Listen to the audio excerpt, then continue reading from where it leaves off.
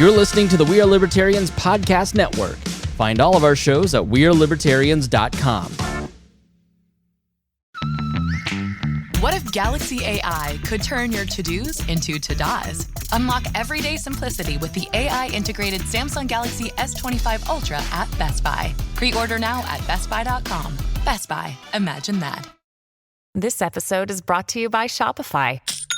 Forget the frustration of picking commerce platforms when you switch your business to Shopify, the global commerce platform that supercharges your selling wherever you sell. With Shopify, you'll harness the same intuitive features, trusted apps, and powerful analytics used by the world's leading brands. Sign up today for your $1 per month trial period at shopify.com/tech, all lowercase. That's shopify.com/tech.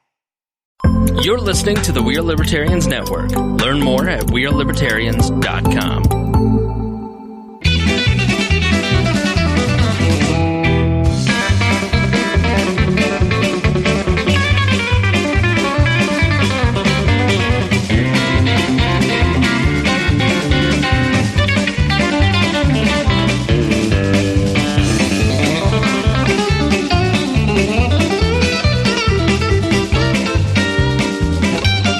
Welcome to the Boss Hog of Liberty podcast. This is episode number 202 of East Central's favorite podcast. Jeremiah Morrell here, joined by my forever co-host, Dakota Davis. Today's episode features the two of us, and we are joined by producer / also forever co-host, Mr. Zach Burcham. What a promotion. And then also, sitting to my left, the camera's right, the founder of the We Are Libertarians Network, the network that this show is on, Mr. Christopher Spangle. Thank you. It's lovely being here. I see Danny's already in the comments. Yep.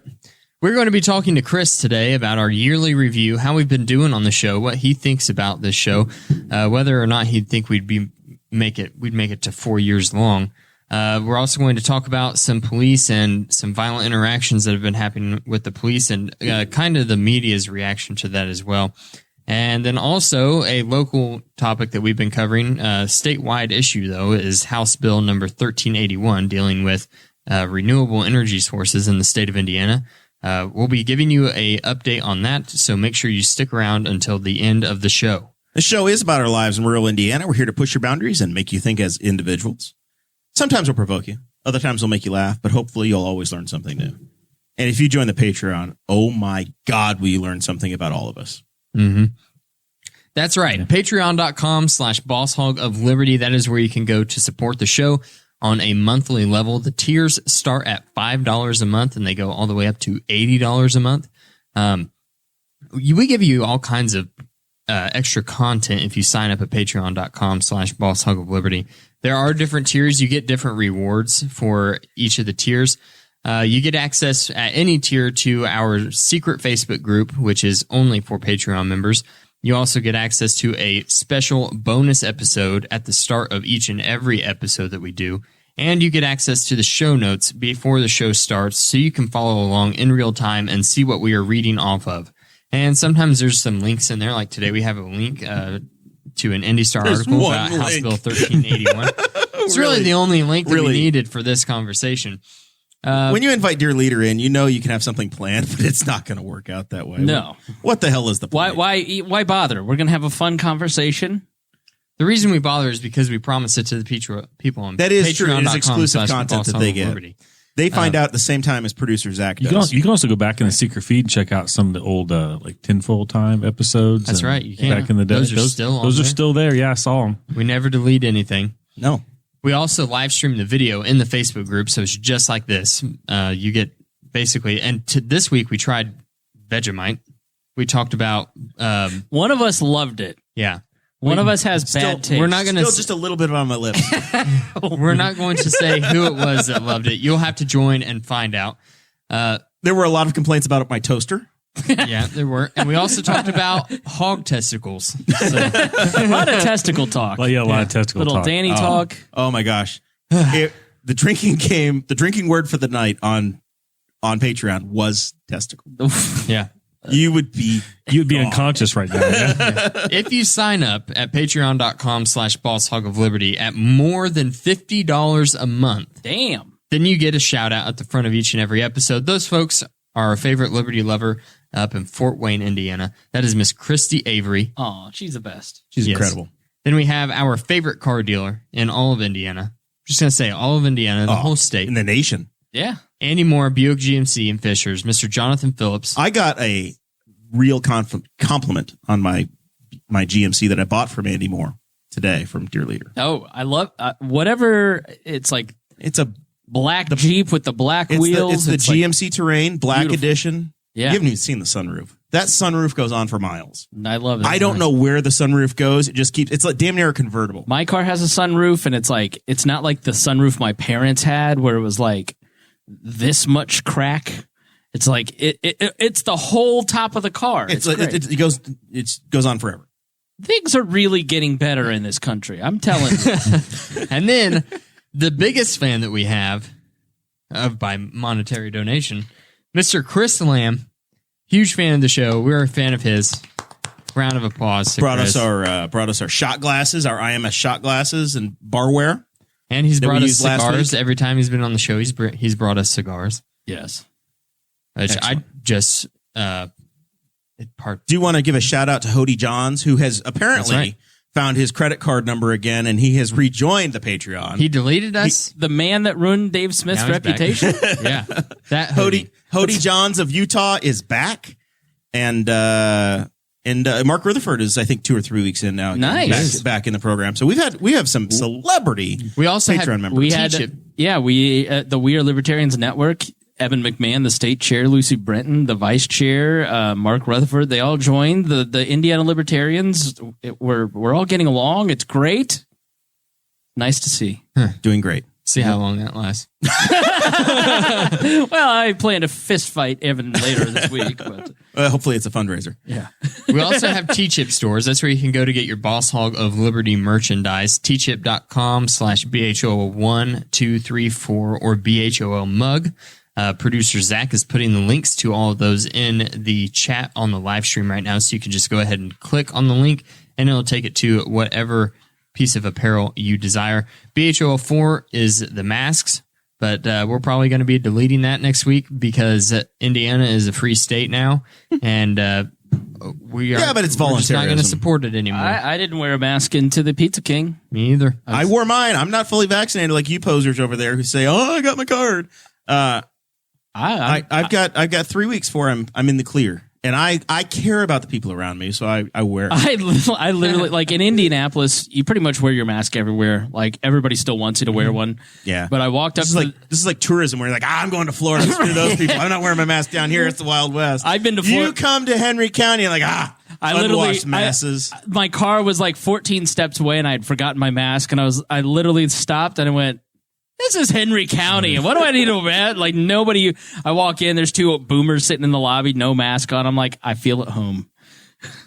You should move here. I told you, there's one house left that's reasonably priced now. This is the last one. When it's gone, Property values in Henry County are jumping to $70,000 a home. here. listen. It's My wild. taxes have gone up 83% since the Chad Mallicote administration began. Well, Listen, this year, there's a little box on my property taxes that says assessed personal property value.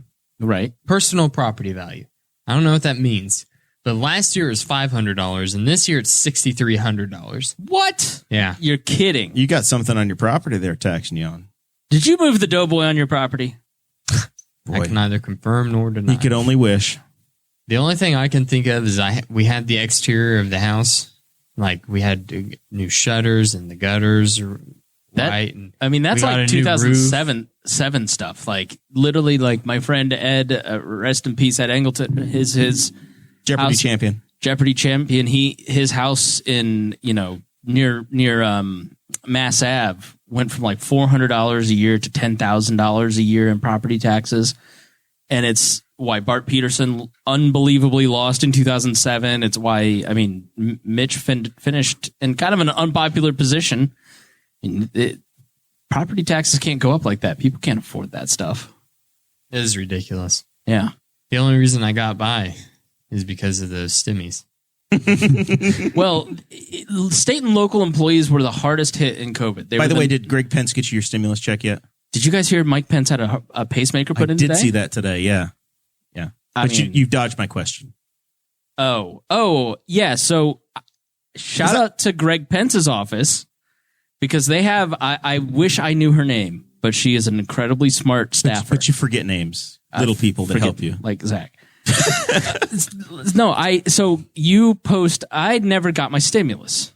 I didn't get 2 or 3. Okay. Number 2 or number 3. Right. And so I tagged you. You were complaining. And number 1, and so I tagged I had a office. I wasn't complaining. It's called a gag. Look it up. Maybe this show will be funnier. And so I had this long running bit where I called Trump a feckless B word, get me my money. I'd tag him on Facebook and I'd be like, you're running your mouth for a guy who owes me $1,000 or something like that, or less holding the Bible upside down, more getting me my money. And so in number 2, I was doing that and it was Joe Biden. So of course I've got to keep the joke going, right? About Joe Biden. Me number 3. And you tag Greg Pence. This is number 2. Yeah, this is Pence's. I tagged Pence and his office. Help me. Yeah. And this very smart staffer sees that I'm in the media and reaches out. Hey, let me help you. They go through the whole rigmarole. I fill out this paperwork. I was trying to get you audited by the IRS. Yeah. And she got in touch with the IRS and they came back and they explained because I had filed a paper return and I filed it by the October. How old are you? It's a whole thing. I couldn't file electronically for some reason. Throw the notes away. We're going to get into this. Explain to me what happened. I literally don't know. I don't do my taxes. I have people that do that for me.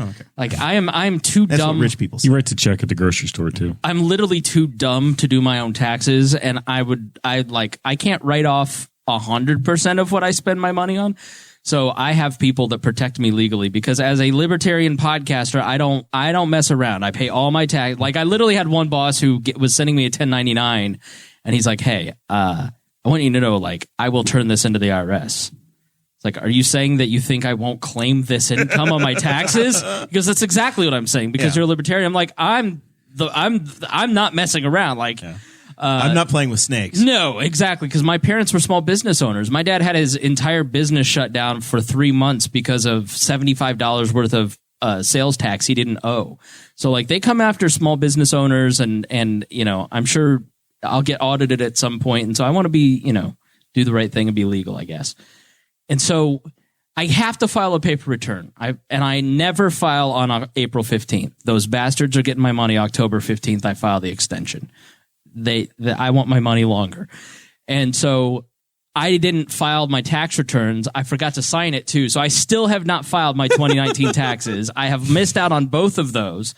And it's Greg Pence's office that educated me about this. So I want to thank that staffer who did a lovely job of whatever reaching her out. name, his or her name may be. I don't want to put her on blast. Mostly I don't remember, but she was. I don't want to put her on blast as I'm thanking her. Libertarian podcaster. I wish I could. Yes. Ends her career. No, I mean, listen, just because I'm a libertarian, is a big deal. Just because I'm a libertarian, it does not mean that I think that people who draw a government paycheck are evil people. A lot of people who work for the government go in with the best of intentions, be it the military, be it the bureaucracies, whatever. And then they get 10 years into it and then they go, I'm joining the Libertarian Party. I'm just turning to look at Zach over here. Our government. I'm a government employee. Our lifetime bureaucrat. Because if you look at the We Are Libertarians Facebook page, there's 100,000 people on it. The number 1 category of people are active military veterans. Number 2 is veterans. Number 3 is lawyers. Number 4, it's all, and the 5 is teachers. It's all people who deal with the government because they see the bureaucracy from the inside and how it doesn't work and how go talk to a teacher.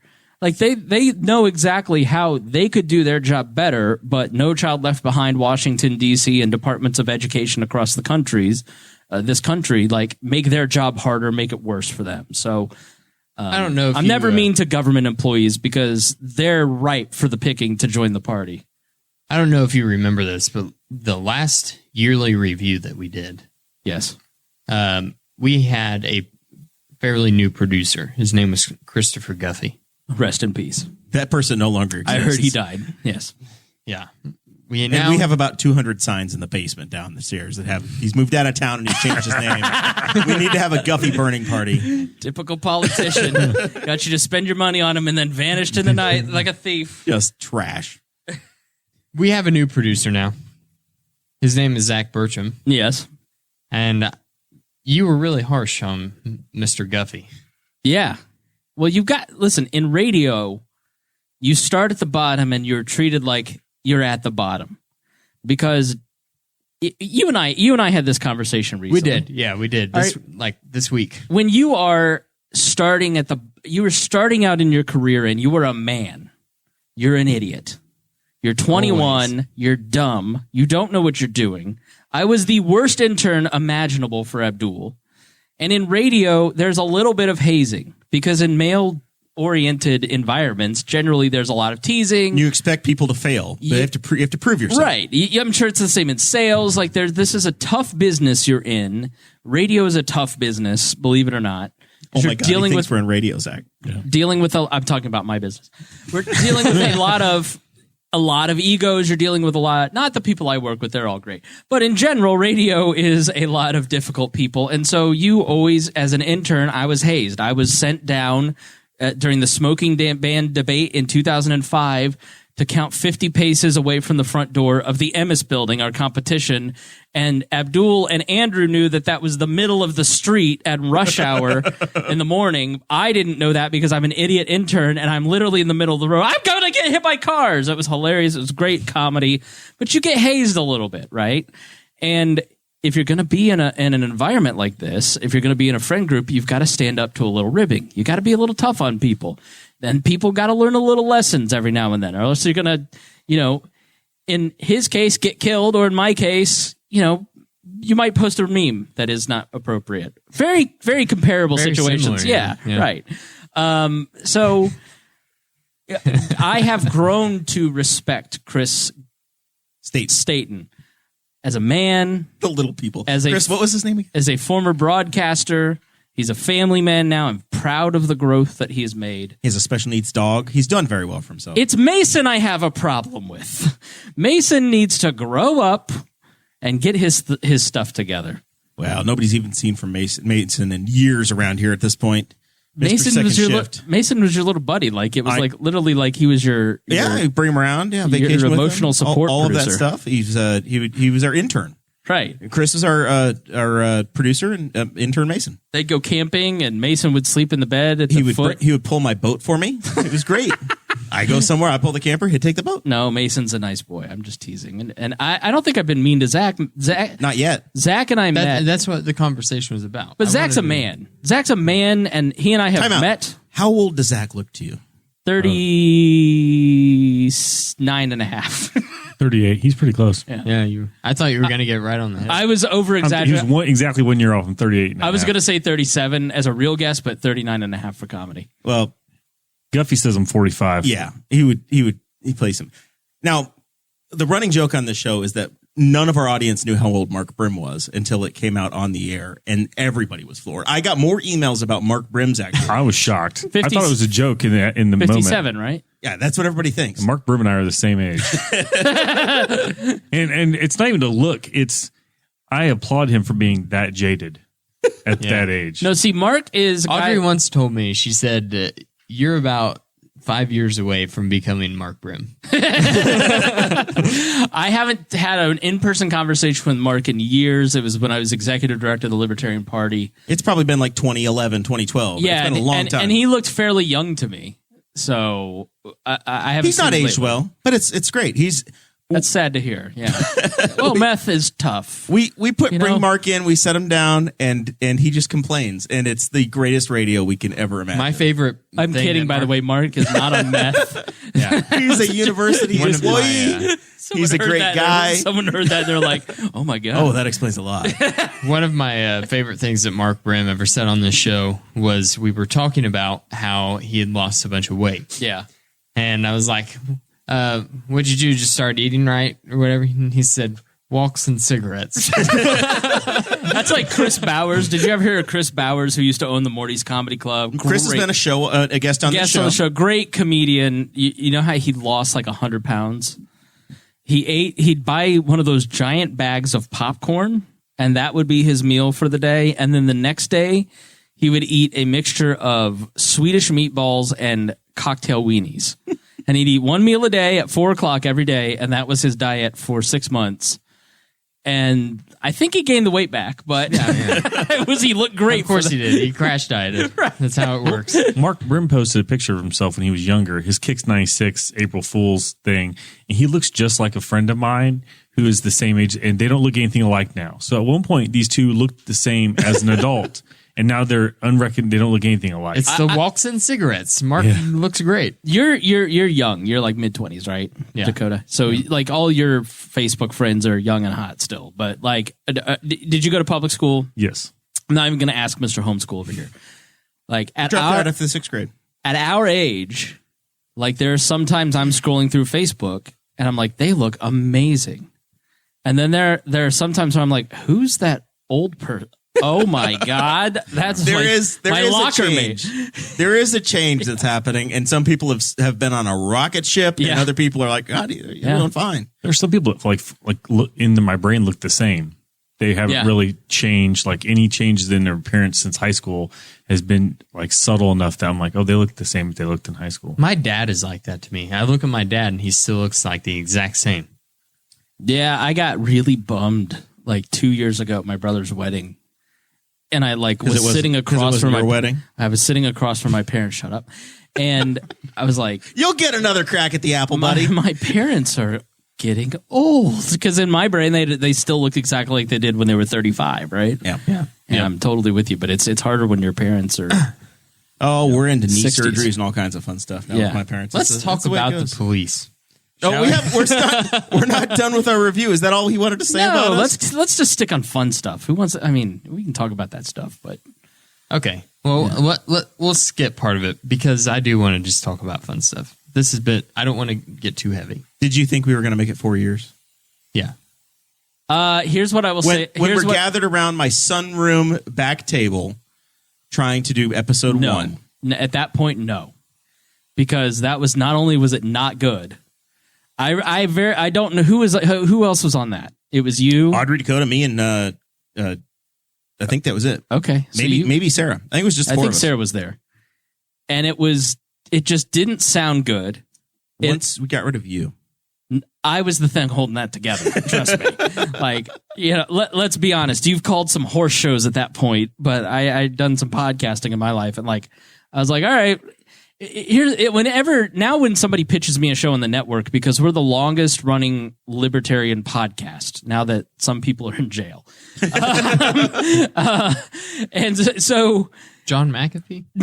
No others. But there's a list. There's a whole list of former libertarian podcasters in jail. I don't know if we're the longest, but like we're one of the like when I started in 2012. Prove him wrong. Yeah, like in 2012, it was literally like I kept a list of the other 50, and there were like 5 that were like Tom Woods hadn't even started doing it yet. And so it's now blossomed to a point that I can't keep track of all the libertarian podcasts, let alone all the podcasts. There's 2 million podcasts now. Last year it was 1 million. I mean, it's exploding. It's 1.9 million as of like March 1st. Yeah. Now there's like 60% of those are not active. So back when you started doing it, people would come to me all the time and like pitch a podcast because they wanted to be on a podcast network and they wanted to be, and I've generally turned people down because I give shows to my friends. I'm very nepotistic with this, right? Like I liked Brian Nichols. I thought he would be a really good host. He's turning his thing into a really strong brand. Rimzo Martinez has worked for all these great companies, just an all-star. Like Trisha Stewart, man, is one of the funniest people. Like, but back in the day when you started, I posted some high quality original content on her wall today, and I didn't even get a reaction. Well, she was a new mother. Maybe she was busy. But like when you started, it was like, oh, Maya wants to do a show. Cool. Okay. So I didn't know how seriously. How'd that go? Yeah. Right. I'm still here. I got a call for longtime fans. Maybe none of your fans will remember. I got a call about January 8th. Hey, you might want to take my name off of things. Bye. I was like, okay. So I wasn't totally sure that you would make it because, like, if you put your mind to something, you're very organized and diligent about it. And, like, I knew you would keep doing it. I didn't know Dakota would keep doing it, because you and Dakota hadn't been friends for very long, and he seemed like a solid guy.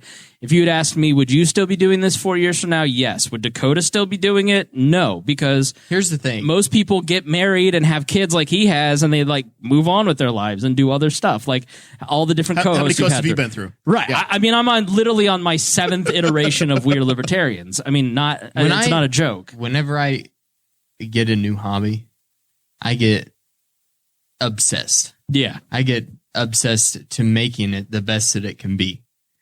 So yeah. That's like whenever we started, and it was like 2 months in, I was like, all right, this is for real now. We're going to figure out how to make this sound better. Yeah. So I just read a lot. I started looking at what type of microphones we needed. And then I was like, we went and did your show, and I'm like, we need an actual studio space. Yeah. And I figured all that stuff out. And the patrons. Honestly, the patrons are one of the most motivating factors. And then it was like, okay, we need all this stuff. I'd read all these things, what we need, talk to you a bunch. And then it's like, that's a lot of money. Yeah. How are we going to do this? And then we set up a GoFundMe first. Eventually it evens and then out. We did the Patreon. And the first day that we did the Patreon, we got over $200. Yeah. No, I mean, that's the thing, is the Patreon is such a huge boost. Like there are certain, it's like I talked to this guy who if you remember iQuest and then Lightbound, Jack Carr founded it. And I got to know him a little bit, and we talked a lot about podcasting and stuff. And he's like, when you're building a business, like you're putting down one brick, you're working on that brick, and then you put down the next brick, and then like you look back and you see the wall and you go, oh wow, there's this piece that made this thing and this piece that made that thing. And starting the podcast is one thing, but then like putting together the website, and then Patreon was the biggest bump. Because all of a sudden you have all these people who are fans of your work. You have a network of people that are investing and they are care, fans and love it. Yeah. You have such a loyal, I don't know if I can, I tried to describe this, but I don't know if I can properly articulate it. But for over 200 episodes, I've tried to show the appreciation to the people that make this possible. Yeah. Because I call this my golf game. I don't really go play golf. Yeah. This is my hobby, and it gets paid for. Yeah. Right. I get to show up. I have incredible conversations, great friendships, and it gives us an avenue to explore topics and to learn together, and to also uniquely create a local news source that doesn't exist in this community otherwise. Yeah. And what's cool about Patreon is like, if you get something of value, you're giving something of value back to make this better. Like from where you started in that little board that you sold without my permission, that was mine, to now having your own. It's multiplied. You have your own studio, your own lights. Like I just sent him a note for like, here, you should get these lights to make this better in this way. It's going to cost $400. Like for my Patreon, like I just had to buy $500 of equipment for a new podcast. And I didn't have to sweat that. Like 5 years ago, I would have had to go beg, Jason Doolittle, Christy Avery, and it just makes it so much better, because now the quality of the next thing I'm going to do, which is called The History of Modern Politics. You can go to historyofmodernpolitics.com. Like right out of the gate, it's going to be high quality because I'm investing in that next thing. So, and it's great. The audience with the Wall Network and the BHOL show, the audience connected in a way that I don't know that we ever expected. Any of us did, where it was, it's this little niche thing, and it took off to the point where it does pay for itself, and yes, it takes effort, but it's self-propelling. No, I mean, I don't know what you guys put into it, but I put 10 to 20 hours a week into my show, and I have from the beginning, and I don't make, like, I make a couple $100-$300 off of a month of profit, but like, I do it because I love it. I enjoy doing it. There are times that I have wanted to quit and just not do it. I mean, that's natural after 9 years of doing the same thing. And there's some times when you need to pivot,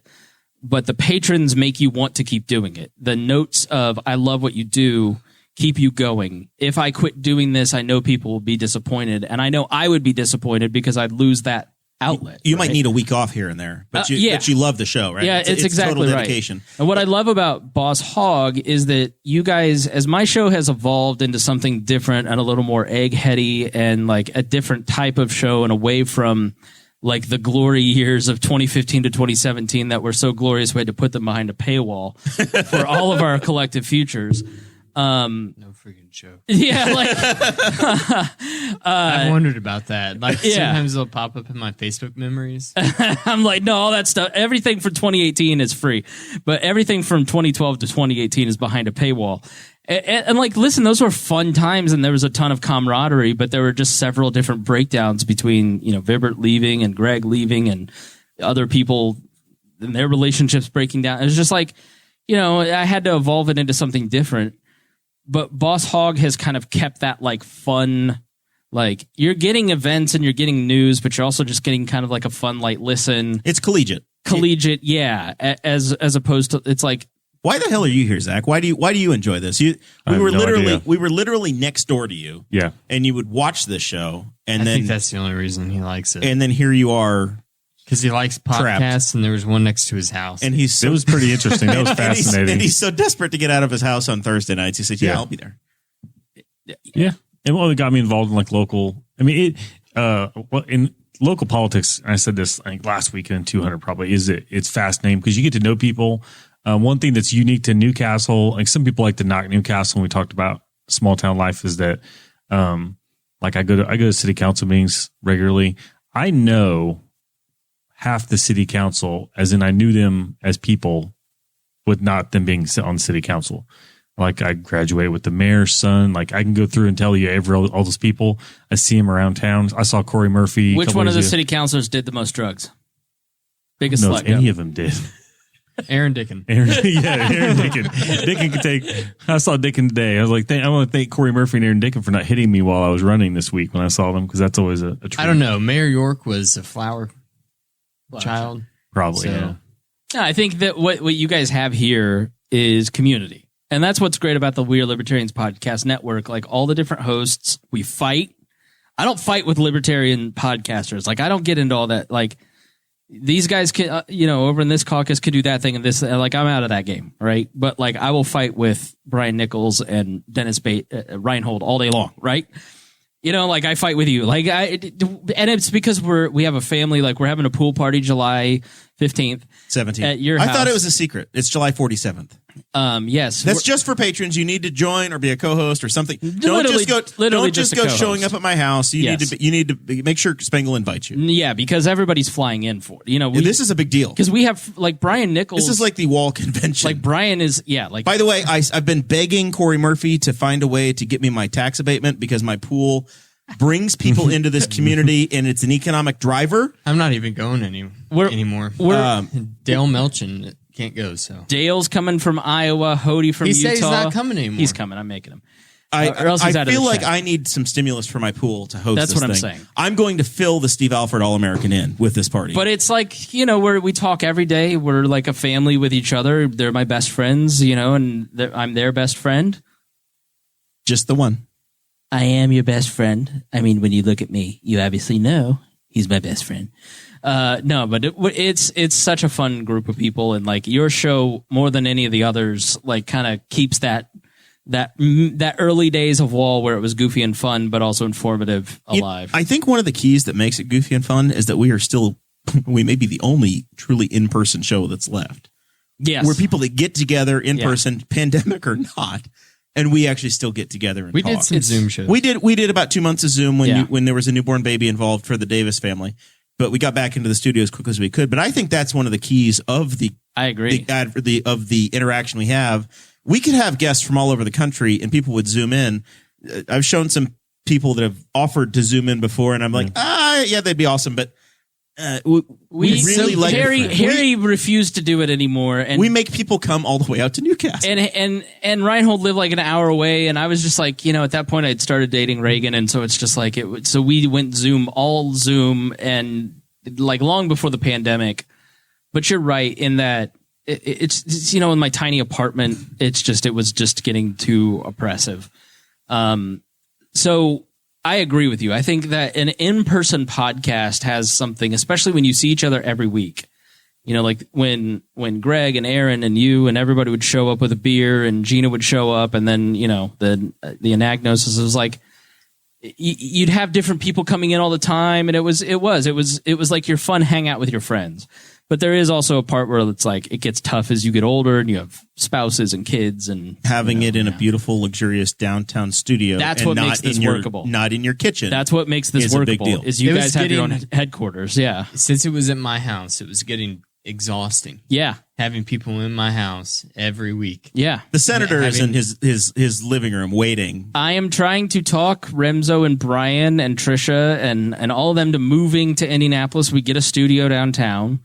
You know, well, you're 45 minutes from a Chick-fil-A. We can't do it here. We have Lee's, Hey, man, dude. When It's you get better. it, no. The Chick-fil-A Lee's Facebook is page for better than Newcastle has Chick-fil-A. already been created. All right. When you get one, I'll consider it because I would love to move to a town where I can get 375,000 square feet for only $150,000 a year. That's not true for a anymore. house, yeah. Yeah, that was like 2019. It's gotten crazy. No, I mean, my mom just sold her house in an hour, 10 above list price. Yeah. I have another friend who they sold their house in 7 hours. Yeah, the age of the cheap Newcastle real estate is in the rearview mirror. I want to talk about Pat Robertson really quick. Yeah. This just needs to we need to talk about it. I'm We're sorry. not going to talk Time about out. What was the name? Pat Robertson. Okay, What did I say? Robinson. Oh, Where have you gone, Mrs. My bad. Robinson? I was just Joe DiMaggio and whatever. Anyway, oh, can you please, Mrs. Robinson? Jesus loves you more than you will know. we're going to get demonetized. Oh, that happened to us one time on YouTube. We got a strike against our channel because I sang a song. Dude, that's the hardest part is it's like nearly impossible to do this stuff because they're just so crazy. What song? Secret What time. song was that? We are on YouTube. It automatically goes out there. There's no video. It's just the audio. Chris And Spangle there's- takes care of that for us. and there's about it happens automatically. No, Chris. I'm sure Chris is up in his underwear on a Friday morning at 3:00, manually copying audio. No, files that is over. all. It's all automated. Automated thanks to our patrons. It's magical. It's magical and it happens and it works great. Yes. So if you need to listen on YouTube, you can. But you can do it. Yes. And if you're YouTube Premium, you can mute it. We get like 5 views on those. Really? There's like 5 people. And then we'll get only some watch on spam YouTube. comment that's just some nasty, horrible thing, and I'll have to log in and delete some comment out. You can automatically port with that tool your Facebook videos to YouTube. That's very complicated. Someday we'll You talk get about way it. more viewers on YouTube. We would 'cause need it's to talk about that. put on your Roku. We used to. I used to actually do that. I used to download Yeah. I used to download all the videos from This Facebook is definitely a conversation that should be in the main and show. then upload them. So Pat to YouTube. Robertson. It was awful. He flashed weaponry on the 700 Club today, Spangle. If you haven't seen the photo, It is a great photo. I'm on Twitter and I'm like, why is Pat Robertson trending? He must have died. And then I wish we could show you, but the video is just hilarious of like him waving around weapons. He's got a taser and he's got a gun. Right. And Pat Robertson is so old, it's like a Beretta that he's waving around. The police haven't used that since the Cold War. Yeah, you got to go look at it. And he's just like, he's 97 at least, not a day over 95. With like horrible pancake makeup with his old fingers. Just his taking- old man hooks. He's taken the he looks like he's robbing. He's in like, it looks like he's in like a Mr. Rogers cardigan, and it's just like, It looks like he's trying to You don't have the. I am pro-police, folks. I think we need the police. We need That's Ron Paul. their service. They do a good job. But Are they in the same if person? they don't stop this onslaught, they cannot do this. You know, the police in Virginia picked up a lieutenant in the Army and began to give him trouble. And our state police are highly trained. At Yes. what point in life do you think you get that voice? 97. What I mean, are you when you've you lost start making that? when you've lost Pat Robertson, things are going bad. things are going badly Yeah. for you. I mean, we're getting to a watershed moment where, police have a tough job. They have a damn They near have a very impossible job. difficult job. And you can't. They're making judgment calls constantly, and it's a 99.99% do everything great, and then something doesn't go well. I think here's the thing. It's like I said earlier about government officials. When you have lawmakers and really a society that pushes those lawmakers to pass a law that criminalizes everything and regulates everything. Look at this table. Is there anything on this table that the government's regulations do not touch? And I'm not sure they entirely understand Vegemite. Yes. Well, that should be regulated. I mean, listen, I'm not a free market guy, but get this shit out of here. Oh, excuse me. So it's after 8 o'clock. You can say it now. Okay, good. We're safe harbor hours. Police are the ones who enforce those regulations. Police are the ones who enforce those laws. The federal, the state. Eventually, any idea that politicians put in place ends with a guy with a gun. Exactly. Rubber meets the road. They have to deal with it. If there are not police officers, a politician is a person with a bad idea, a bad opinion, right? They have everything is about the ability to force others to obey a law. And so when you have police officers that have the ability to pull someone over on a traffic stop because of an air freshener, you have now created an escalation. All right. So you've now put the citizen and the police officers in a position where they're in a life or death struggle over an air freshener and a warrant. This guy had a warrant for 2 misdemeanors that were equally as obnoxious. We have completely over-criminalized everything in society. I forget exactly what they were, but they were like traffic related, I believe. Oh, they were not violent acts by any stretch of the imagination. One of my favorite quotes from Rex Bell is, "We need to learn the difference between crime, a bad habit, and a nuisance." Yes. Yeah. I mean, and a crime is when you violate someone else's rights. Like if I am sitting here berating Dakota, that is a nuisance. That is morally wrong. But once I put my hands on him and I breach that moment of contact, then I have committed a crime against him. And even then, I think that I think Portland, Oregon is one of I think Oregon in general is one of the last remaining states that still has mutual combat laws. That should straight up be legal. Yeah. If I see you outside of a bar and I'm like, "You want to fight?" And you're like, "Yeah, I want to fight." Yeah. We should be able to fight. You do you. Listen, if Antifa and the Proud Boys want to go at each other, put them in a field and let's take care of this naturally. Let's put it on pay-per-view. You're right. Yeah. Content. Yeah. Immediately, Spangle. The mind always goes to content. I've been reading a lot about How can we monetize it? I've been reading a lot about ancient and medieval history, and let me just say, when Rome had a problem with their politicians, they ended up exiled or somewhere else. And I don't mean alive. One of the things that I wanted to talk about is that every time that there's a situation with the police in this country, we get a lot of hashtag defund the police. And it's actually pretty common in libertarian circles to see defund the police out there. I'm curious as to what this group thinks, because I know that all three of us were as active in the Libertarian Party. All of us were pragmatic. Yeah. I'm not active anymore.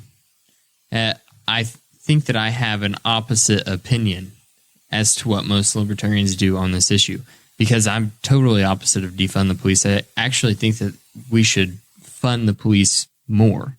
I think that we need to start funding a lot more training for the police and how to de-escalate and handle situations. And a lot of people say defund the police as in we need to take funds away from the police department. We need to hire something akin to a social worker to come and handle like domestic situations and things like that.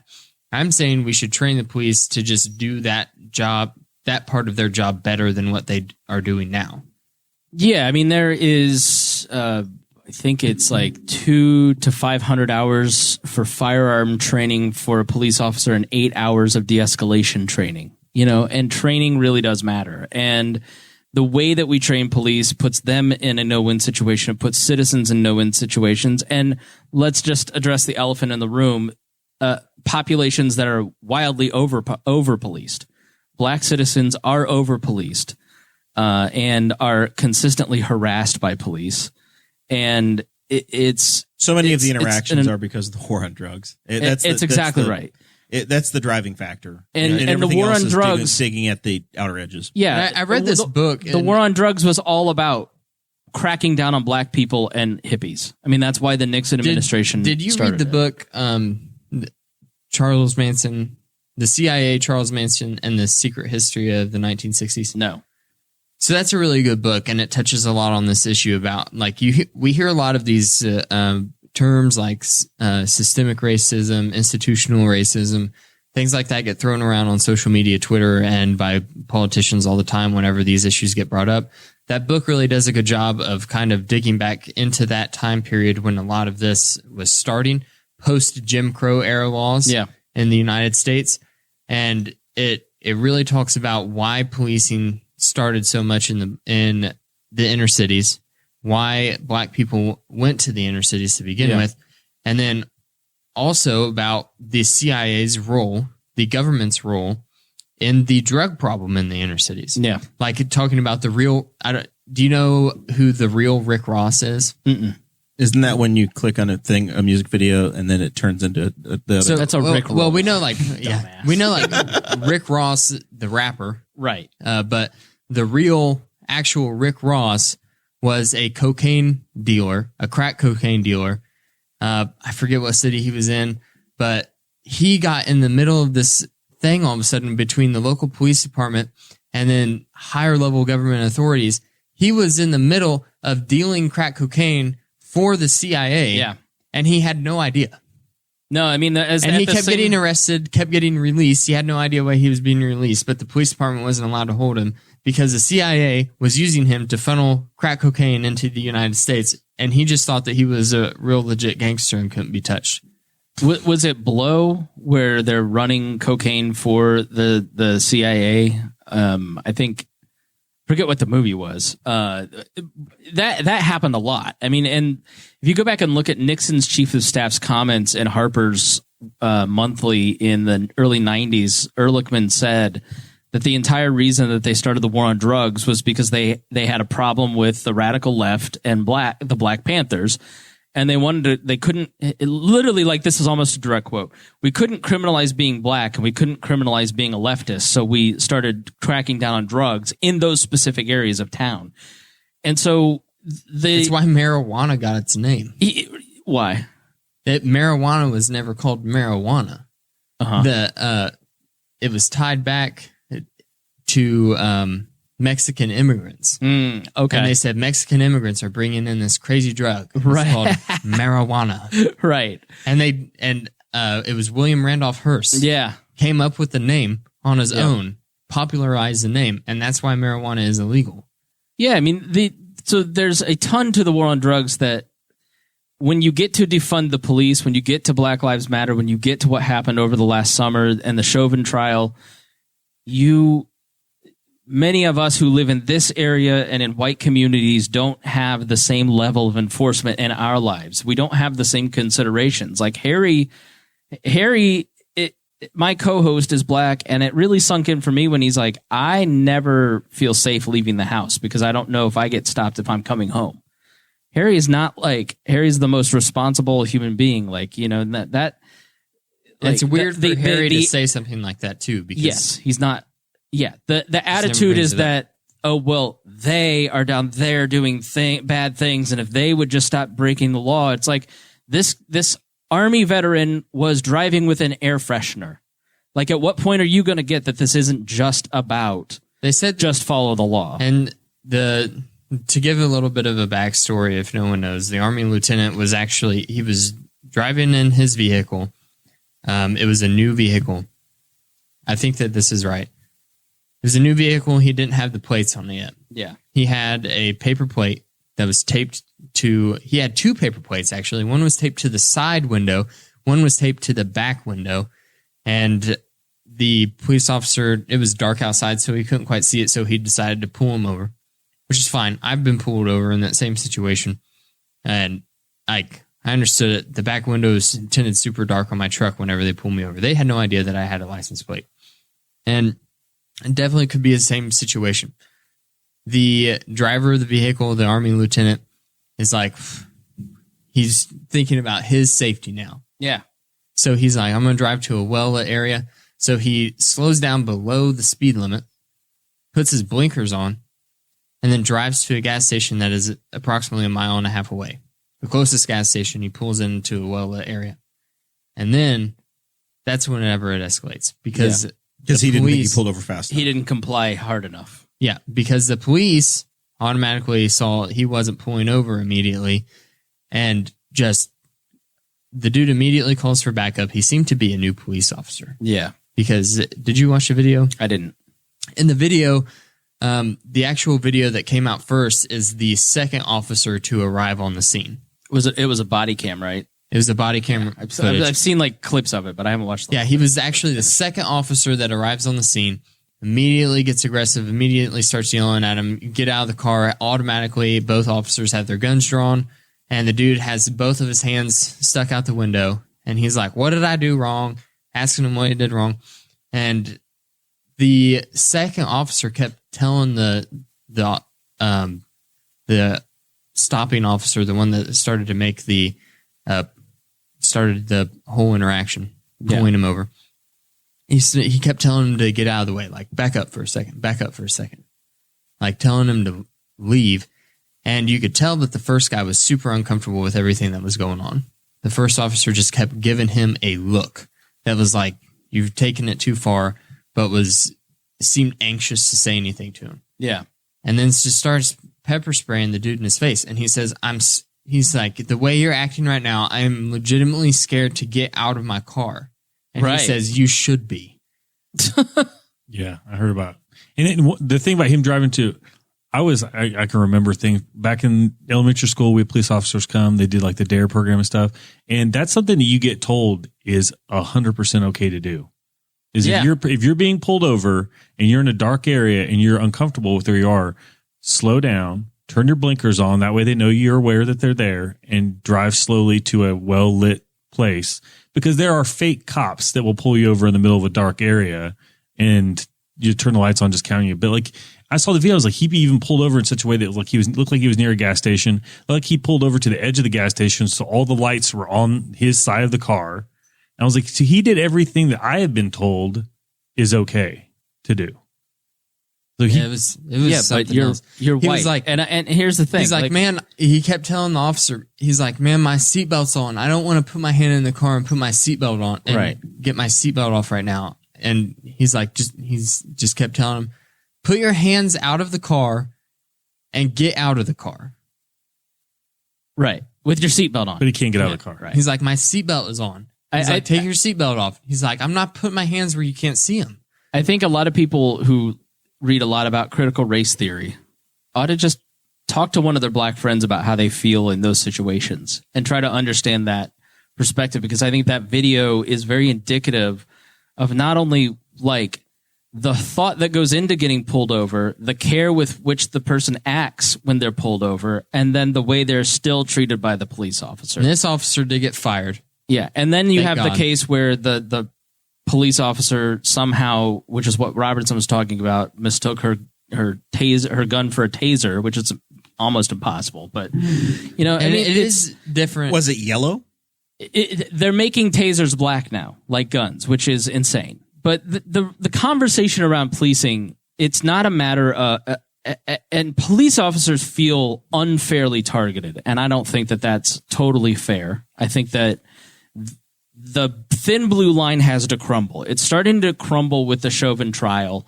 You're seeing the police come up and just sandbag and bury this guy for improper procedure for murder. And that never would have happened in some of these other cases, like the woman in Texas who mistakenly said, "Oh, I went to the wrong apartment." The wrong floor apartment. Right. Like that stuff, the rallying around the bad apple, of which Chauvin, from his background, seemed to be. You get this in all of the public sector employment, like in teachers. When you talk about teachers unions, don't hear, I don't like the way as a citizen and taxpayer, my arrangement is set up with the teachers union. Teachers hear, you hate teachers. And that's largely because of propaganda from the teachers unions. It's the same with police. And so instead of having like a conversation about how the police are interacting at a large scale with the citizens, they're closing ranks, they're closing circles. That's the wrong reaction, and the root of the cause is all those laws that get passed. But there has to be a change in policing. Is it defund the police? Listen, in a completely anarchist society, there's still going to be police. If you have no government, in a completely libertarian society, it doesn't mean that there are no laws. It doesn't mean that there are no police. You will still have laws. You will still have police and law enforcement of different types.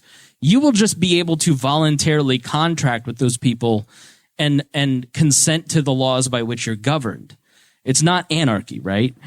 And when you try to say to police, you're governing us in an incorrect way, the answer from grandstanding politicians and from police is it's immature.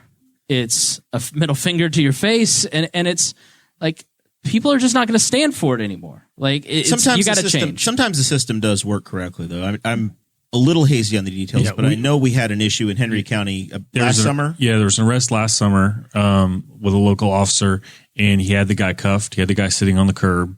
And then my understanding is, and it's rough, so I wasn't there. I remember hearing about this. He just started hitting the guy for like no reason. And he was cooperating. The guy was sitting on the curb, and the other officer stopped him, reported it, and he was fired. Yeah. He's gone. And he was not an officer that was like, that was his track in life. Like, I knew him younger, and that was he was like in kind of like the scouts of police when he was younger, and had been received awards and was getting extra training and stuff, but it was like done. He was just out. And I don't know who the officers were that like were there and said something, but I was like, they need to be applauded, because the issue, like you're mentioning, that the second officer comes in, just takes over. The one just watching them and is kind of, that's who needs to stand up and say stuff, because that's the biggest issue. And I get upset when I see some people, and I saw the meme that was shared around by somebody that said, like, what happens when all the good officers leave? They should be mad at the public. They should be mad at the officers that are doing the job poorly. The first officer kept just trying to butt in and go in like, hey man, let's have a conversation and I'll tell you why I pulled you over. You should, and then keep the other trying. dude just kept going, get out of the way. Like just pushing him out. It goes back to what we were talking about earlier with the hazing, right? Yep. So you don't tease and haze, not like violently, like just jokingly haze new people for no reason. You do it to enforce the workplace norms because you have no real power over those people. And it's basic group dynamics. And so if you don't have citizens from the outside of the profession going, you aren't a regular citizen as a police officer. You are the vanguard of the state. You are the person that is enforcing the state's interaction with its citizenry. You are of a different class, and not a special elite class that gets different privileges, but one that is more susceptible to be policed by citizens, because you are protecting rights. And protecting rights is the main duty of the police officer of the government. And, in Dakota's case, and what we were talking about at his workplace, where he's become the old man kind of yelling at younger employees, and me being kind of a mid-level guy at my company and working with newer people, you're setting the standards. You're not the boss, but you're saying you can't act this way in this workplace, because if you act this way, the team is not efficient. The team is not successful. You will not get ahead. If you act this way, you're going to put maybe lives in jeopardy if you're in a situation like Dakota, or you're going to put a multi-million-dollar brand in jeopardy because there's millions of eyeballs watching us. You don't get to act this way. And if police officers don't start stepping up and saying, we serve and we protect, we don't just let other people get away because the public is against us, and all this bullcrap victimhood narrative that comes from specifically the conservative side, but on the left, there's a lot of victimhood too. It's like, that's not what any of this is about. It's about you failing your duty as the vanguard of the state to protect this person's rights. The citizen in that video is more important than the police officer, because the police officer has the greater burden of responsibility to make sure that citizen gets out of this okay. And shame on the politicians for passing laws that allow them to pull people over for dumb reasons like having an air freshener in their window. But ultimately, that's on the ultimate vanguard of protecting rights, the citizen. The people of Newcastle are the ones who get in their in the politicians' faces and say, we don't want windmills. We don't want the doughboy moved. We made fun of that stuff, but that's exactly what the stuff that's supposed to be happening. But it happens for dumb reasons like the doughboy. It doesn't happen when Dakota's property taxes go up thousands of dollars. So people just kind of shrug. So this is a great segue. It's like you're professional at this, Thank Chris. You. House Bill 1381 is the bill that was dealing with home rule and energy, solar and wind farms. Right. Betsy Mills, Susan Hume, Bobby Plummer were all on here about a month ago. It had passed the House. It was on a fast track to becoming law. Got into the Senate, got modified. And then very interesting comments from Senator Mark Messer about the bill as it got modified, and then eventually it's died and it's dead, and it's not going to be coming through in its current form. Yep. Mark Mesmer said that the bill did a complete 360. It went from taking authority away from local governments on the positions of renewable energy sources such as windmills and solar farms, and it went the opposite direction and wound up protecting the role of local governments in these positions. So it kind of reinforced home rules. So the conversation that the three elected officials that were on this show a month ago brought forward was the state told us, we have to defeat this at our local level.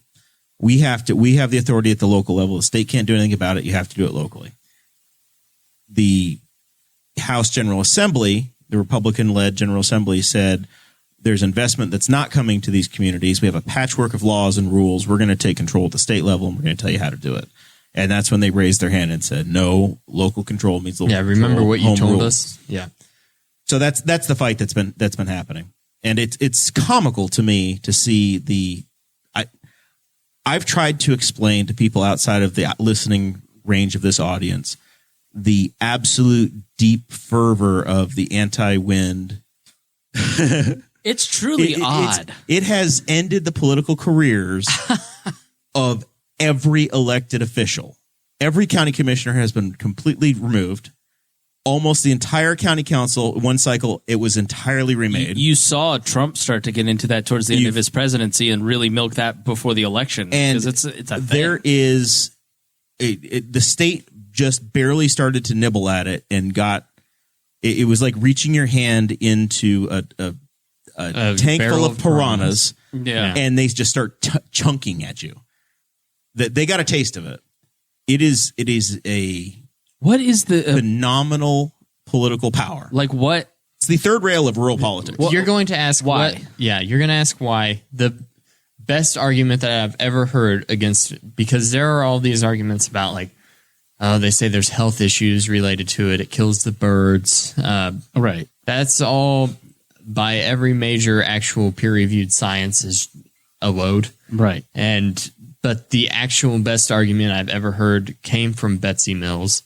And she said, we don't want them here because they're going to put them in places. It's opportunity cost. Where potential development could happen. An expansion in the county. Because of setbacks, you couldn't develop that land. Right. So you have all this lucrative farmland off of 3 here in Indiana that you put up a bunch of windmills and then all of a sudden you can't put warehouses by 70, by 69. Right. Yeah. Retail, housing, you're eliminating as Indianapolis is continuing to grow north and east. We have I-69 and I-70 right here. I-69 misses Henry County by about 5 inches. Right. It comes right to here. We have 3 interstate interchanges now. Potentially one more on 70 is on the master plan, and we're very close to having one up at I-69 in the Middletown area, which is known for their lamb fries, by the way, if you listen to Patreon. Yeah, but that is not why Bertha or Betsy in the middle of the country, So a lot of the folks have a not in my backyard attitude. Right. They don't want to look at it. There's some jealousy between landowners that are going to make some money and others. Gotcha. There you go. There is a balance. Now we're cooking with gas. There is a balance between my property and what I can decide versus the conversation of, well, only 10% of the people are going to benefit, so I'm not getting mine. You're right. So it's always economic jealousy. But I still have to stare at him. Partially, like when my grandmother in Plainfield, Indiana, Cracker Barrel moved in I-70, put up a giant Cracker Barrel sign. She could see it from her yard and was outraged by it. So now, neighboring counties have real quick. There are some legitimate issues with like shadow flicker. Right. Like that's a real problem. If you've ever driven by, like Shenandoah High School has a windmill right now, and the houses like a 2/3 scale one that is one single one for the school. They have to have whenever the sun is rising in the east, and the shadow is hitting the houses from the windmill. Those people cannot have their windows open because it's just you get a pulsating shadow flicker. Yeah, but you nailed it. It's one group of people doesn't want their neighbor to get richer than them.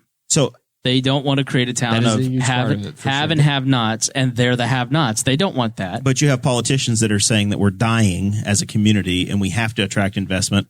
And here's somebody that's going to make a payment or say, hey, here's a $50 million taxable investment in your community. Do you want it?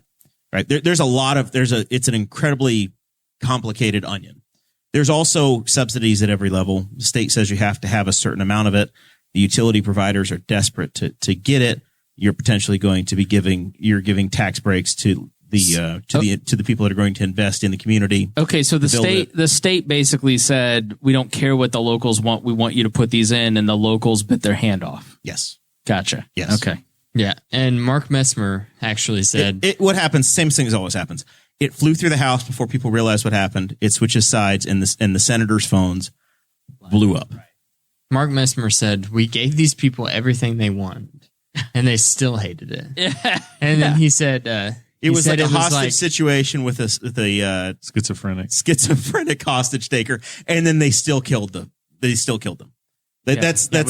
met all their demands, but they still killed the hostage. That's what he said. It's politics is a thankless job.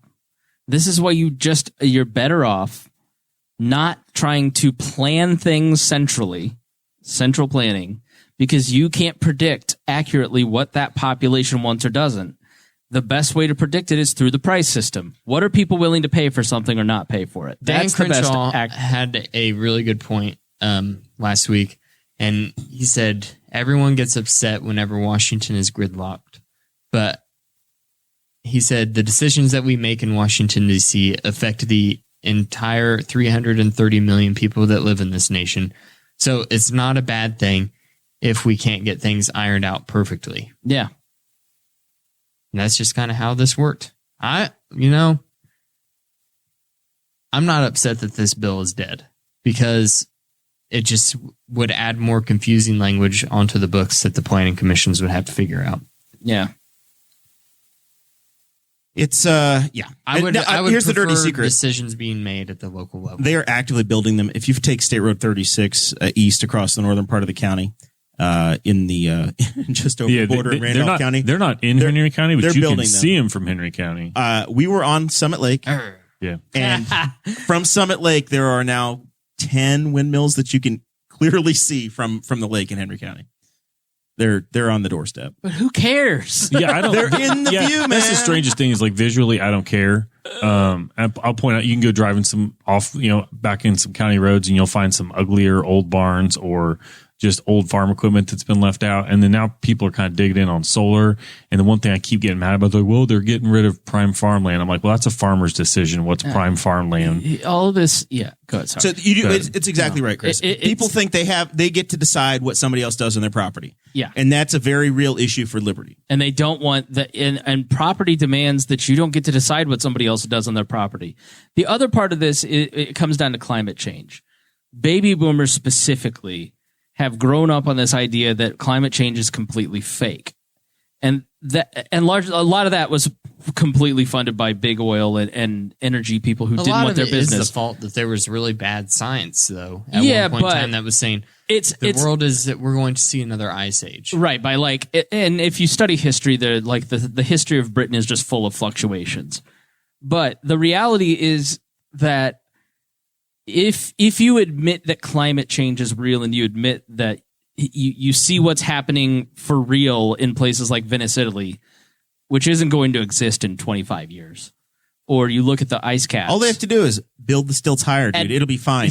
Admitting you can fix anything with more construction money. But admitting that is real means you might have to water your grass differently or not at all. It means you might have to change the type of car that you drive. It might mean that you, as a person who are 65 years old and have lived a certain way and have gained a certain level of comfort, might have to change and admit that maybe your world that you built isn't exactly right and not functioning well. And that is the permanent anger at millennials towards boomers, is that they don't want to change, they don't want to adjust, and they won't retire so we can't move up and make the same income. Like, go watch City Slickers. I just watched City Slickers. This is the first place I'm debuting this rant. It is the most boomer movie I've ever seen. I love it. It's a great movie. It's super funny. It's made before when boomers were your age, though, buddy. But it's Billy Crystal living in a beautiful apartment in a job as a radio salesman that does not exist anymore, let me tell you. And he can afford a 2-week vacation out in the woods with his friends. He's got all this money, this great, beautiful lifestyle, and he's bitching about all of it. It's kind of because like he's unhappy. Married with children. Yes. Where Al Bundy is a shoe salesman. It's worse than that. He's got a job that no longer exists because his economy killed that career, and he's mad about all of it. It ticked me off because you're bitching about a life that millennials can never achieve because of your generation. We are the same age. Don't you point at me when you have this rant. Yeah, but please, you're the most boomer I know. You had a Columbia vest on at dinner. You really did. Yeah. That's Bass. Well, it's like the Bass Pro Brand. Well, it's like the people that are trying to. I'm always like, what's Kevin McAllister's dad doing Home Alone that he can just afford to like? Right. His family just flies off to vacation every Christmas and takes all of them. Yeah, it takes them all to France. I don't know why all these kids are doing pyramid schemes. Oh, I don't know, because two incomes aren't doing it for everybody anymore because you inflated the currency. Not for nothing, but he's like on his 8th camper. So don't tell me you're not a boomer when you're on like your 8th camper over here. How many garages do you have full of boats? I have one garage for my Navy. It has two boats with outboard motors and two kayaks. Us millennials and some inflatables. That is not the Navy. It's the Big Blue River Coast Guard.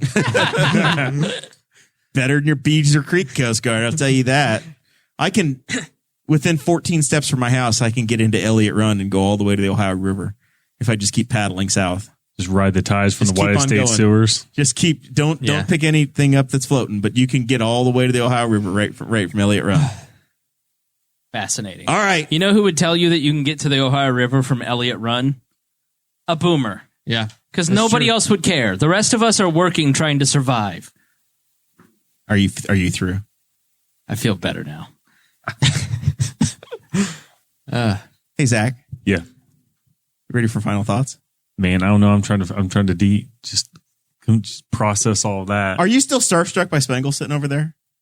No, I'm not. I'm not starstruck. I could ask him a million questions though, because I'm a huge like Bob and Tom fan. Well, let's ask away. These are your final thoughts. This is your time. He's not starstruck. He came up and introduced himself to me once. Yeah.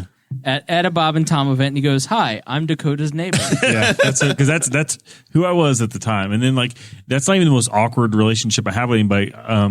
Grace was handing out water at the Mini a couple years ago, and I said, "Hey, Grace," but because I was running, it sounded like the principal from Ferris Bueller's Day Off when the Grace. Yeah, it was like Grace, and I was like, "Oh, I'm never." That's a horrific moment in my life that I'll never forget. But you met her later. I met her later and said, "Oh yeah," and I think I was chatting on when she was on the show, and I was like, "Oh yeah, that's me." And she acted like she remembered me. I don't know if she did or not. I doubt many people shouted her name that were running by that day. I can answer the questions because I already know what you're going to ask. Yes, Tom is that weird off air. Yes, Chick really does flash her park. Yes, Christy Lee is the nicest person. And B, Josh Arnold does not eat as much as you think. I know a bunch of that because I listen to enough of this stuff. Well, what happened to Bob? Shut up. Okay. You know what? The poor Spangle has to help run a group on Facebook, and there are a lot of boomers in it because that was the fan base at one point. And there are still people, at least once or twice a year, somebody comes in that group and says, "What happened to Bob?" And you're like, you're not a fan. So here's why it bothers me is that there were people who did it after he left to be a jerk. Yeah. to the 1000th Which degree. is incredibly disrespectful to everybody that's there, that's making a fantastic Vibbert, program. poor Vibbert and I have PTSD from those years, like running the social media, because people say to avatars in entertainment things that they would never say to a person if they're sitting across from them. And usually the person reading that is not the person that, like, I don't know. I'm not going to complain about my job because I'm not in any danger, right? Like I don't have a hard job. I have a great career. But I just say this, like, people who are in the public eye do not need your bad day taken out on them. And I'm not just talking about me, but like, I just see the way that like people talk to some others and it's just like, what? But yeah, that's my rant. Like, that's my final thought is be nice to famous people. What role are you going to have on the Ms. Pat show? Are you on BET? Are you going to be like the white kid neighbor? No, I am. You're not in? No, I'm not. Deanna and I are not in the Ms. Pat show. We're hoping for a cameo in episode or in season 2. I'm sure there will be a season 2 because from what I've seen, the show is going to be amazing.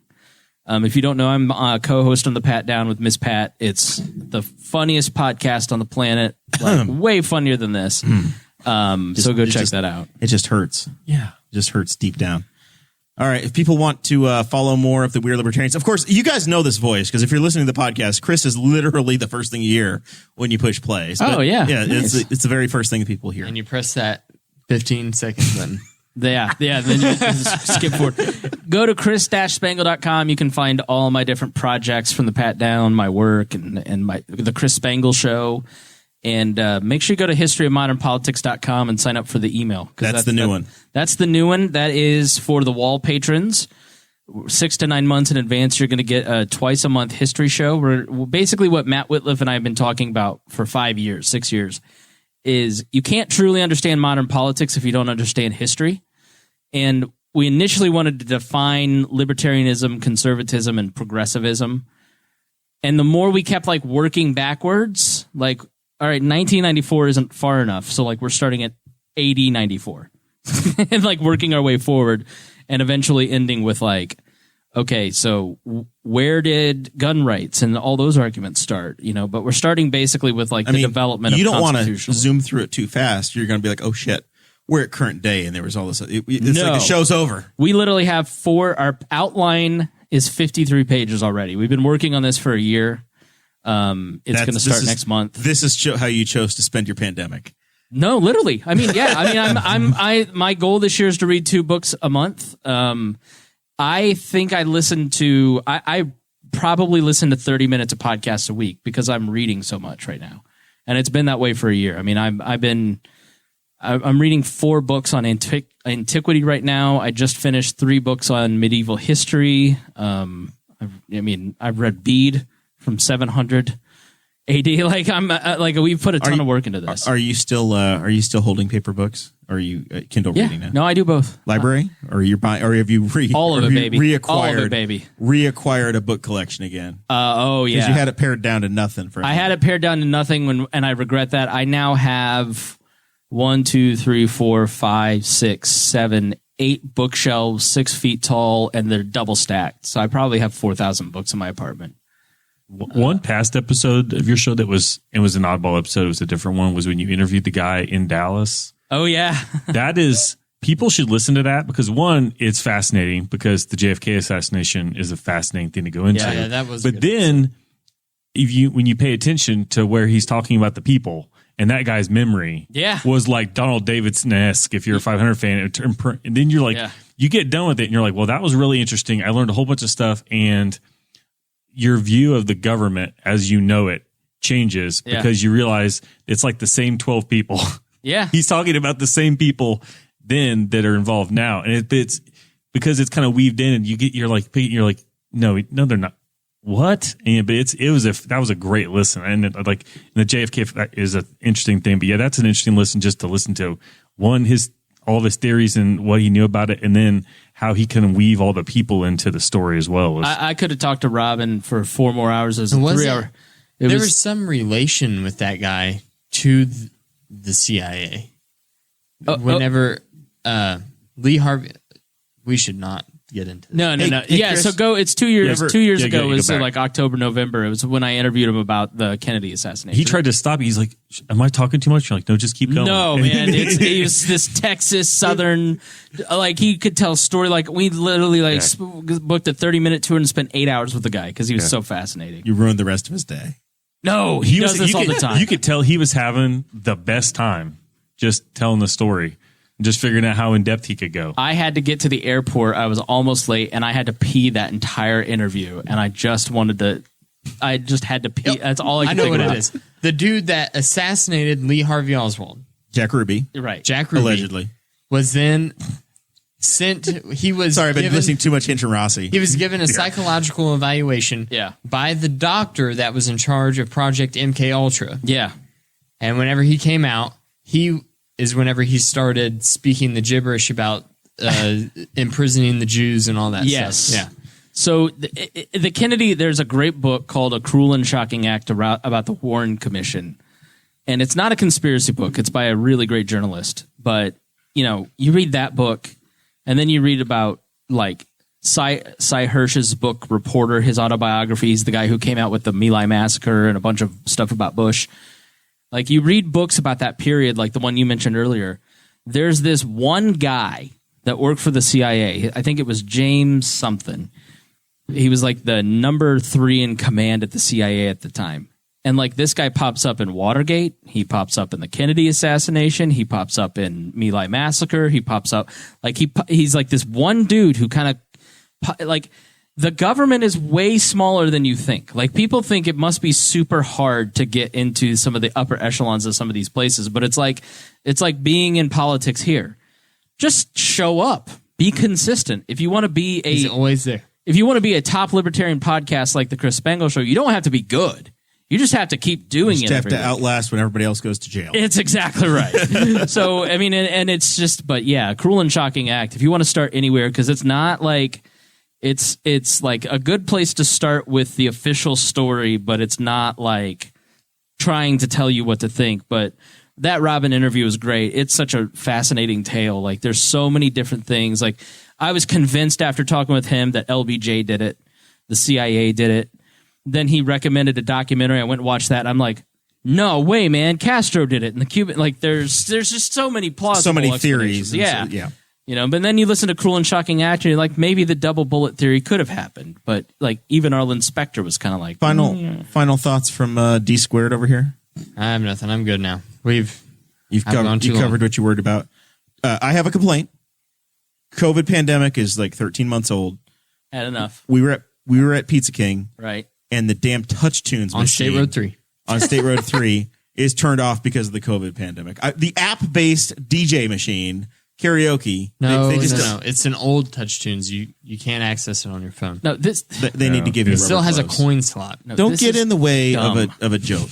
This is dumb. This is Who has stupid. coins? There are things that when you go places that are unnecessarily shut down still that don't need to be. They're an excuse. Yes. It's we don't take this. You go into some Right. place and it says, we won't take cash because of COVID. Right. We won't not take cash because of COVID. We had to fire It's you whatever, because of COVID. It's whatever we don't want to do. COVID Right. is going to be our excuse. Yes. We have gotten to this point. I'm not making this No, up. and if you don't start saying, why isn't the touch tunes open? It's going to stay shut down forever. This is it's where just- the lockdown people were It's, right it's last. just as easy for the employees to say just we don't do broke. that anymore. It's probably just broke, and they don't want to pay to have it fixed. We'll Broke. just blame Blame it on COVID. COVID. Oh, I'm sorry, I can't pay. My card's broken. I don't want you touching it. I got COVID. Let's see how that lasts. All right. We can't let this show go on without reminiscing for just a moment. 3 years ago, 3 of the 4 people at this table brought a city together to give a bird a funeral. That's right. 3 years ago this week, Dakota. The Newcastle turkey. Rest in peace. It's over. There was a monument. The Facebook memory came yesterday of the This is also the 3rd anniversary of my odometer hitting 80085 on I-69. So I hit boobs What's that on mean? I-60. Boobs. flip it over. Did you not have a calculator in? Bob Coolwine was in proud. Yeah. I hope you sent that to some people at the time. All right, that's all. Next week, we have a very special guest booked. I have not reconfirmed, but I believe we have John Orovitz on next week, Nice. formerly of ESPN, author of the Split book. It's getting ready to come out. And I think also a book on the history of Pac West racing, which is fascinating as well. We will to who? It's the biggest deal is definitely going to be the Split book. It is politics, it's everything. But he also has another book that I feel like we probably ought to promote. We'll see y'all next week.